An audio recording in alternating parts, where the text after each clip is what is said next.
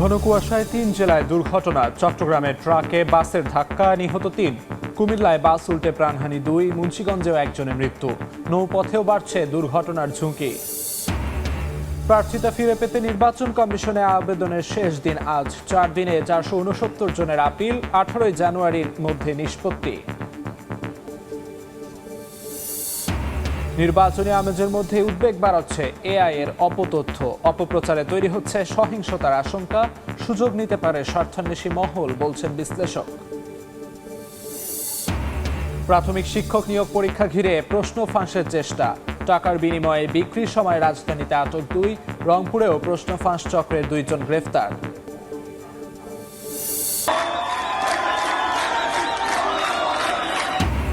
সরকার বিরোধী বিক্ষোভে উত্তাল ইরান। তেহরান সহ শতাধিক শহরে ছড়িয়েছে আন্দোলন।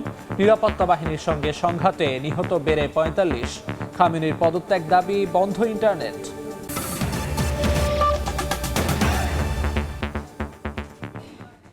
সময় সংবাদের সঙ্গে আছি আমি আমিরুল ইসলাম আলিফ। ঘন কুয়াশায় সড়কে একের পর এক দুর্ঘটনা। চট্টগ্রামের মিরসরাইয়ে দাঁড়িয়ে থাকা বাসে ট্রাকের ধাক্কায় প্রাণ গেল ৩ জনের। কুমিল্লায় নিয়ন্ত্রণ হারিয়ে বাস উল্টে ২ জন নিহত হয়েছেন। মুন্সিগঞ্জেও দুর্ঘটনায় মারা গেছেন একজন। আহত হয়েছেন অন্তত ৩৭ জন। ঘন কুয়াশার কারণে সড়ক দুর্ঘটনায় প্রাণ গেল ৬ জনের, আহত হয়েছেন অন্তত ৩৭ জন।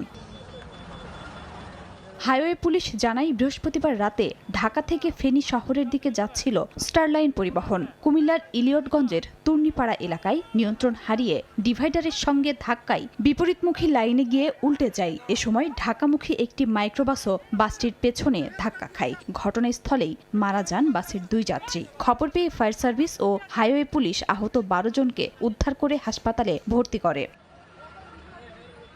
শুক্রবার সকালে চট্টগ্রামের মিরসরাইয়ের ধুমঘাট ব্রিজ এলাকায় দাঁড়িয়ে থাকা ট্রাকের পেছনে সেন্ট মার্টিন পরিবহন ধাক্কা দেয়। এতে প্রাণ যায় ৩ জনের, আহত হন অন্তত ১০ জন। ভোরে ঢাকা মাওয়া এক্সপ্রেসওয়েতে ঢাকামুখী লেনে দাঁড়িয়ে থাকা ট্রাকে পেছন থেকে ধাক্কা দেয় পূর্বাশা পরিবহনের একটি বাস। এতে বাসটির সামনের অংশ দুমড়ে মুচড়ে যায়, নিহত হন একজন। এ সময় বাসের ভেতরে কয়েকজন যাত্রী আহত অবস্থায় আটকা পড়েন। সিরাজদি খান ও শ্রীনগর ফায়ার স্টেশনের ৩টি ইউনিট ঘটনাস্থলে গিয়ে আহত ১৫ জনকে উদ্ধার করে বিভিন্ন হাসপাতালে পাঠায়। খাদিজা স্বপ্না, সময় সংবাদ।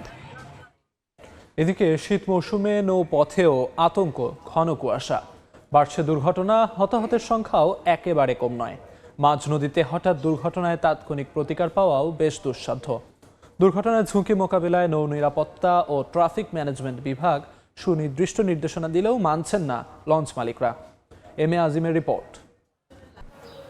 নৌপথে একের পর এক সংঘর্ষে দুমড়ে মুচড়ে যাচ্ছে যাত্রীবাহী লঞ্চ। বাড়ছে মৃতের সংখ্যা। নিরাপদ আর আরামদায়ক পরিবহনটি দিন দিন হয়ে পড়ছে ঝুঁকিপূর্ণ। কিন্তু কেন? সে প্রশ্নেরই উত্তর খোঁজার চেষ্টা করব আমরা।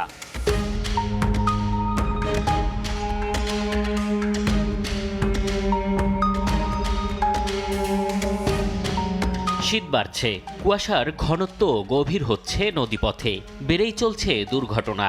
আর এই দুর্ঘটনার ঝুঁকি মোকাবেলায় বাংলাদেশ অভ্যন্তরীণ নৌ পরিবহন কর্তৃপক্ষের সুনির্দিষ্ট নির্দেশনায় বলা আছে, দৃষ্টিসীমা ১০০ মিটারের কম হলে কোনো অবস্থাতেই চালানো যাবে না নৌযান। ১০০ মিটারের বেশি হলে সচল রাখতে হবে যাত্রীবাহী লঞ্চের রাডার, ভিএইচএফ, জরুরি ও ফগ লাইট এবং হর্ন ব্যবস্থা। তবে নির্দেশনা কাগজে থাকলেও বাস্তবে না মানার প্রবণতা লঞ্চ পরিচালকদের। রাডার, ফগলাইট বা ইকো সাউন্ডার ছাড়াই ঝুঁকি নিয়ে চলছে নৌযানগুলো।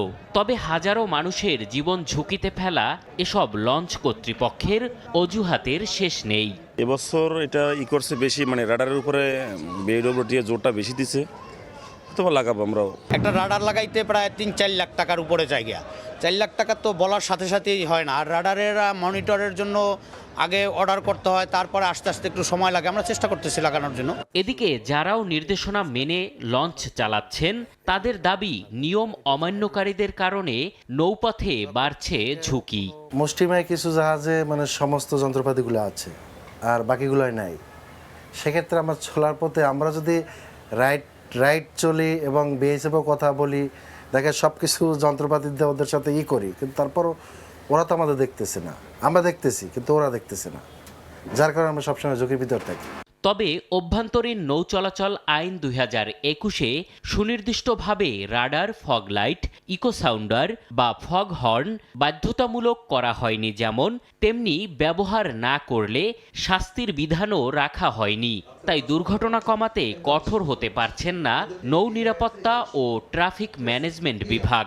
আমরা যে নির্দেশনা বলি দিই, এই নির্দেশনাবলী তারা পালন করে না ভালোভাবে। রাডার এগুলি আমরা মানে কম্পালসারি ডিজি শিপিংয়ের মাধ্যমে এগুলি কম্পালসারি করব, ঠিক আছে। এটা আশা করি আগামী বছর আমরা মানে চেষ্টা করব যে ওদেরকে রিকোয়েস্ট করে এগুলি করার জন্য। সবশেষ 26 ডিসেম্বর মধ্যরাতে এমভি জাকির সম্রাট ও অ্যাডভেঞ্চার লঞ্চের সংঘর্ষে 4 জন নিহত হয়, আহত হন অনেকে। এম এ আজিম, সময় সংবাদ, ঢাকা। গত কয়েক বছরের তুলনায় এবার শীত বেশি অনুভূত হচ্ছে। দেশের বিভিন্ন এলাকায় ভোরের কুয়াশা দীর্ঘস্থায়ী হচ্ছে, তাই তাপমাত্রা থাকছে কম। আবহাওয়া অফিস বলছে, বায়ু দূষণের কারণে বাতাসের ধূলিকণার সংস্পর্শে এসে বাড়ছে কুয়াশার ঘনত্ব। এদিকে পরিবেশবিদরা বলছেন, এল নিনো ও লা নিনোর প্রভাব থাকায় আবহাওয়ার বিস্তৃত পরিবর্তন দেখছে দেশ। আমিনুল ইসলামের ক্যামেরায় আয়েশা সিদ্দিক সামিয়া রিপোর্ট। ভোরের কুয়াশায় ঢাকা মাঠ, ঘাসে শিশির বিন্দু, এমন নিঃশব্দ প্রকৃতি জানান দিচ্ছে বাংলার মাটিতে জেঁকে বসেছে শীত। একসময় শীতের মানেই ছিল সকালে খেজুরের রস, পিঠার গন্ধ আর সন্ধ্যায় আগুন পোহানো। দিনের বেলায় একটু রোদের দেখা পেলেই শরীর ছুঁয়ে যেত নরম উষ্ণতায়। এখন শীত আসে ঠিকই, তবে থাকে অল্প দিন। তবে এবার চিত্র কিছুটা ভিন্ন। শীত গত কয়েক বছরের তুলনায় বেশি অনুভব হচ্ছে। হাড় কাঁপানো শীতে জবুথবু দিন কাটাচ্ছে শহরবাসীরাও। বেলা বাড়লেও আকাশ থাকে কুয়াশার চাদরে ঢাকা। সকাল গড়িয়ে দুপুর হলেও সূর্য লুকিয়ে থাকে, ঠান্ডা বাতাসের রেশ কাটে না। এমন শীতের প্রকোপ কবে দেখেছেন মনেও করতে পারছেন না নগরবাসীরা। অতিরিক্ত শীত, এরকম শীত আগে কখনো দেখিনি। 4-5টা জামা কাপড় পরিয়াও শীত আটকানো যায় না, এত শীত। আবহাওয়া অফিস বলছে, গত 20 বছর আগে সবশেষ এমন কুয়াশার ঘনত্ব দেখেছে দেশ। বায়ু দূষণের মাত্রা বাড়ায় বায়ুস্তরে ভেসে থাকা ধূলিকণার সংস্পর্শে কুয়াশার ঘনত্ব বেড়েছে। এদিকে পরিবেশবিদ বলছেন, চরম ভাবাপন্ন আবহাওয়ার দিকে এগোচ্ছে বাংলাদেশ।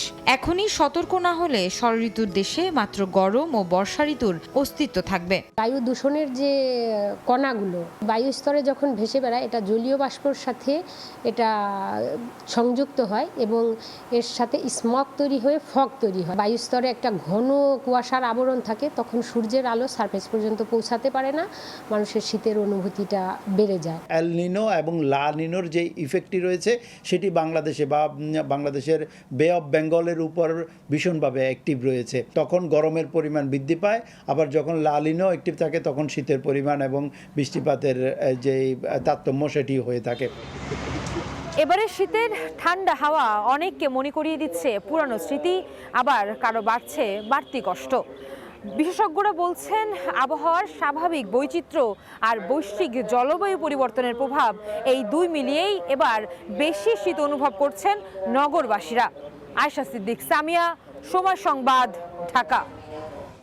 ত্রয়োদশ জাতীয় সংসদ নির্বাচনে প্রার্থিতা ফিরে পেতে নির্বাচন কমিশনে আবেদনের শেষ দিন আজ। 4 দিনে প্রার্থিতা ফেরত পেতে ও মনোনয়নপত্র বাতিলের জন্য 469টি আবেদন জমা পড়েছে।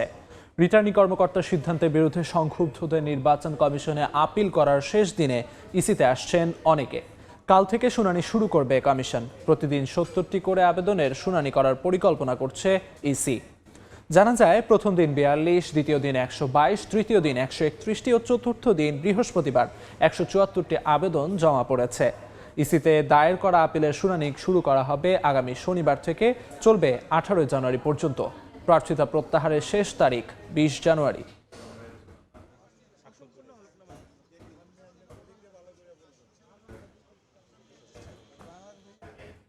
দেশে নির্বাচনী আমেজের মধ্যেই উদ্বেগ বাড়াচ্ছে কৃত্রিম বুদ্ধিমত্তা।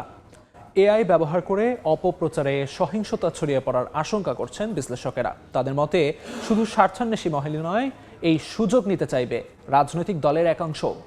তাই আসন্ন নির্বাচনকে কেন্দ্র করে অপতথ্য ও বিভ্রান্তি নিয়ন্ত্রণে ইউএনডিপির সঙ্গে কাজ করছে নির্বাচন কমিশন। তারা বলছে, এআই এর অপতথ্য চিহ্নিত করতে একটি সমন্বয় কমিটিও গঠন করা হয়েছে। আত্মজ রহমানের রিপোর্ট। দেশ জুড়ে বইছে নির্বাচনী হাওয়া। আনুষ্ঠানিক প্রচার শুরু না হলেও নানা কৌশলে রাজনীতির মাঠে রাজনৈতিক দলগুলো। তবে উৎসবমুখর এই পরিবেশে উদ্বেগ বাড়াচ্ছে কৃত্রিম বুদ্ধিমত্তা। এআই এর অপপ্রচারে বিভ্রান্ত হতে পারেন ভোটাররা, সত্য মিথ্যার জ্ঞানাকলে পড়ে হারাতে পারেন গণতান্ত্রিক সিদ্ধান্ত গ্রহণের বিবেচনা। নির্বাচন কমিশন থেকে শুরু করে বিভিন্ন দল এআই নিয়ে তাদের উদ্বেগের কথা জানিয়ে আসছে। বিশেষজ্ঞরা বলছেন, আসন্ন নির্বাচনে ভয়াবহ রূপ নিতে পারে এআই এর অপপ্রচার। আগামী নির্বাচনে AI will B A game player.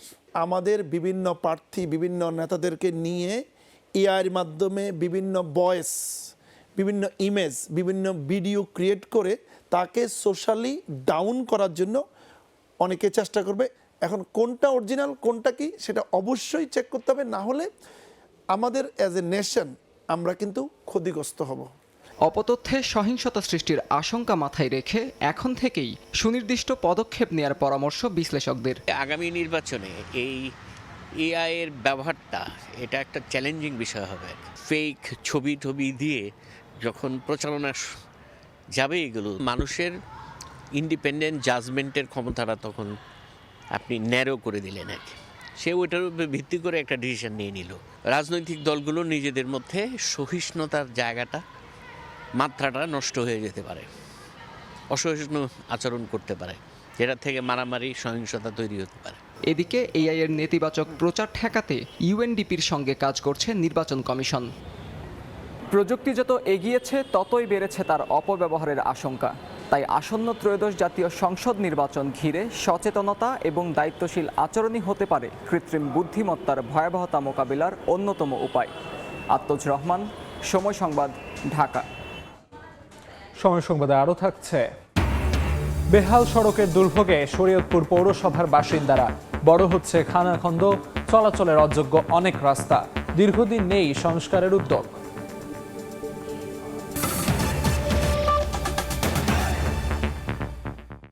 আজ বিকেলে সরকারি প্রাথমিক বিদ্যালয়ের সহকারী শিক্ষক নিয়োগ 2025-এর লিখিত পরীক্ষা। প্রশ্ন ফাঁসের ভুয়া প্রলোভনে অর্থ হাতিয়ে নেওয়ার অভিযোগে রাজধানী সহ বিভিন্ন স্থান থেকে 4 জনকে আটক করেছে আইন শৃঙ্খলা রক্ষাকারী বাহিনী। দীর্ঘ অপেক্ষার পর বিকেলে অনুষ্ঠিত হচ্ছে সরকারি প্রাথমিক বিদ্যালয়ের সহকারী শিক্ষক নিয়োগ 2025-এর লিখিত পরীক্ষা। প্রায় 14,385টি শূন্য পদের বিপরীতে 10,80,080 জন প্রার্থী চাকরির এই প্রতিযোগিতায় অংশ নিচ্ছেন। সেই হিসাবে প্রতিটি পদে লড়বেন 75 জন চাকরি প্রার্থী।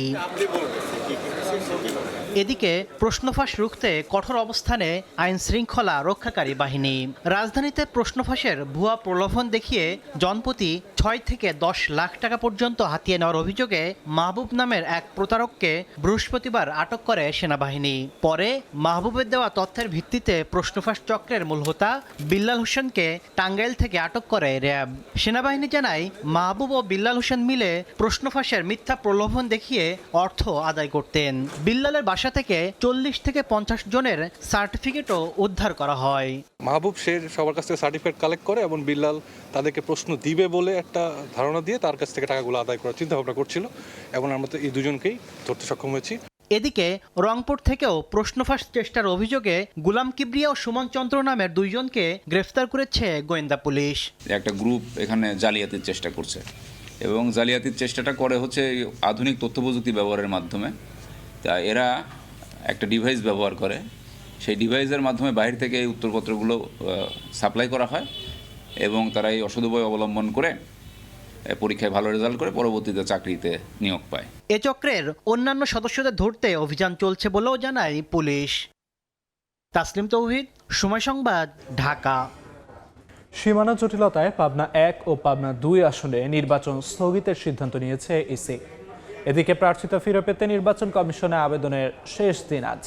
এই মুহূর্তে আগারগাঁওয়ে আছেন সহকর্মী দিন মোহাম্মদ সাব্বির। সরাসরি যাচ্ছি তার কাছে। রিটার্নিং রিটার্নিং কর্মকর্তাদের কর্তৃক গৃহীত এবং বাতিলকৃত যে মনোনয়নপত্রগুলো রয়েছে তার যে আপিল প্রক্রিয়া, অর্থাৎ গত 5 জানুয়ারি থেকে শুরু হওয়া যে আপিল কার্যক্রম, তার শেষ দিন আজও এ পর্যন্ত 7টি আপিল এখন পর্যন্ত প্রক্রিয়াধীন রয়েছে। এখন পর্যন্ত গেল 5 দিনে সর্বশেষ 475টি আপিল আবেদন গৃহীত হয়েছে বলে আমাদেরকে জানিয়েছেন নির্বাচন কমিশনের কর্মকর্তারা। আপনাদের যদি একটু জানিয়ে রাখতে চাই যে বিগত যে কিছু দিনে সারা দেশের বিভিন্ন জেলা, উপজেলা এবং বিভাগীয় নির্বাচন কমিশনের কার্যালয় থেকে যে ধরনের আবেদনগুলো, অর্থাৎ যে মনোনয়নপত্রগুলো বাতিল করা হয়েছে কিংবা গৃহীত হয়েছে, তাদের পক্ষে বিপক্ষে যে অভিযোগ যে সুযোগ দিয়ে গেল 5 দিন একটি আপিলের সুযোগ দিয়েছিল নির্বাচন কমিশন, সেই সুযোগের প্রেক্ষিতে 5 জানুয়ারি থেকে শুরু করে আজকে পর্যন্ত, অর্থাৎ 9 জানুয়ারি আজ বিকেল 5টা পর্যন্ত সেই আপিল প্রক্রিয়া চলমান রয়েছে। এবং আজও আমরা শেষ দিনে এসেও দেখছি যে সকাল থেকেই আপিল করার জন্য বেশ কিছু প্রার্থীরা যারা লাইনে অপেক্ষমান রয়েছে এবং যে বুথগুলো বসানো রয়েছে সেই জায়গাগুলোতে কিন্তু আপিল আবেদন গৃহীত হচ্ছে। এর মাঝে আপনাদেরকে আরেকটু জানিয়ে রাখতে চাই যে সীমানা সংক্রান্ত জটিলতার কারণে পাবনা 2 এবং পাবনা 1 আসনের নির্বাচন স্থগিত রাখার নির্দেশ দেয়া হয়েছে। তো এই ছিল আমার কাছে নির্বাচন কমিশন থেকে সর্বশেষ। আগারগাঁও নির্বাচন কমিশন অফিসের সামনে থেকে সবশেষ খবরাখবর জানাচ্ছিলেন সহকর্মী দিন মোহাম্মদ সাব্বির।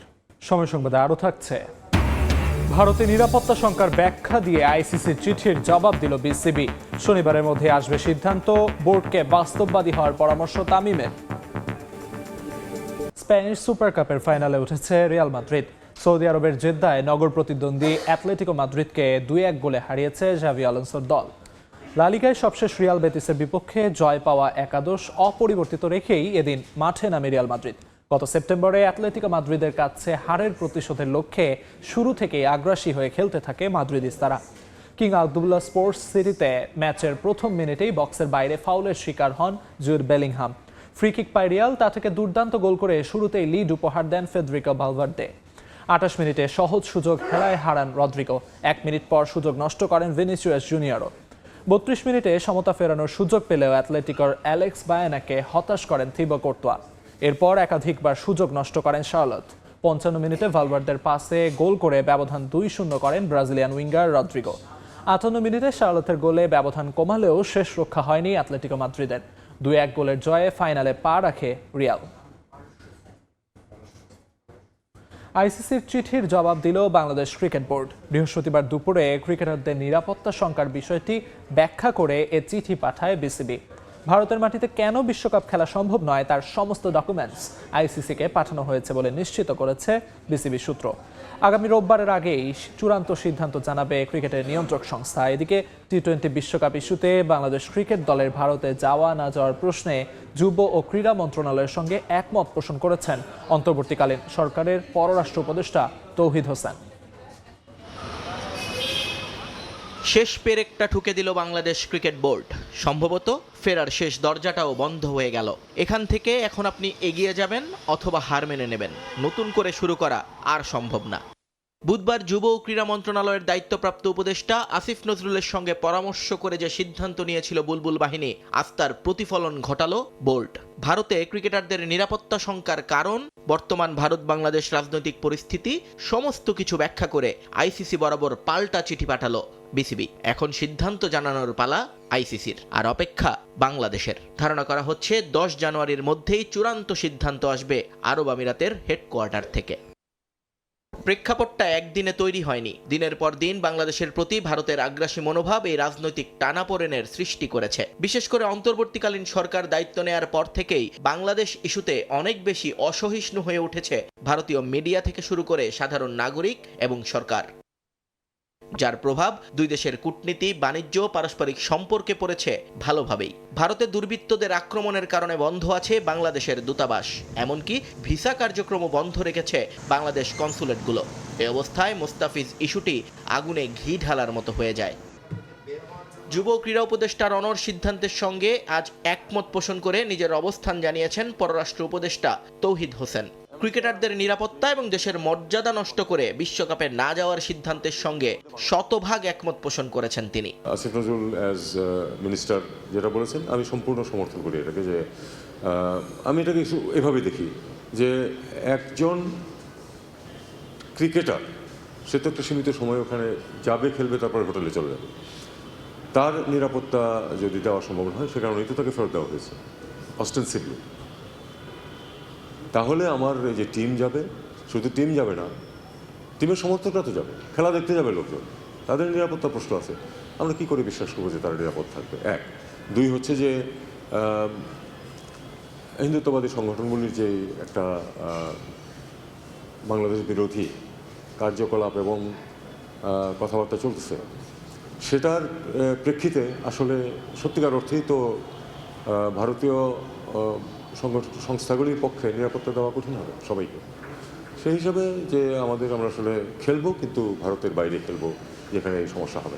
আসিফ নজরুলের মতো তৌহিদ হোসেনেরও আশা বিসিবির লেখা চিঠি থেকে বাংলাদেশের অবস্থান বুঝতে পারবে আইসিসি এবং দাবি মেনে শ্রীলঙ্কাতেই হবে বাংলাদেশের বিশ্বকাপের ম্যাচ। নিয়ন মোহাইমিন, সময় সংবাদ। এ পর্যায়ে শীর্ষ সংবাদগুলো জানিয়ে দিচ্ছি আরেকবার। সীমানা জটিলতায় পাবনা 1 ও 2 আসনে ভোট স্থগিতের সিদ্ধান্ত ইসির। প্রার্থিতা ফিরে পেতে আবেদনের শেষ দিন আজ, কাল থেকে শুনানি শুরু। 18 জানুয়ারির মধ্যে নিষ্পত্তি। ঘন কুয়াশায় 3 জেলায় দুর্ঘটনা। চট্টগ্রামে ট্রাকে বাসের ধাক্কা, নিহত 3। কুমিল্লায় বাস উল্টে প্রাণহানি 2। মুন্সিগঞ্জেও একজনের মৃত্যু। নৌপথেও বাড়ছে দুর্ঘটনার ঝুঁকি। এবং প্রাথমিক শিক্ষক নিয়োগ পরীক্ষা ঘিরে প্রশ্ন ফাঁসের চেষ্টা। টাকার বিনিময়ে বিক্রির সময় রাজধানীতে আটক 2। রংপুরে প্রশ্ন ফাঁস চক্রের 2 জন গ্রেফতার।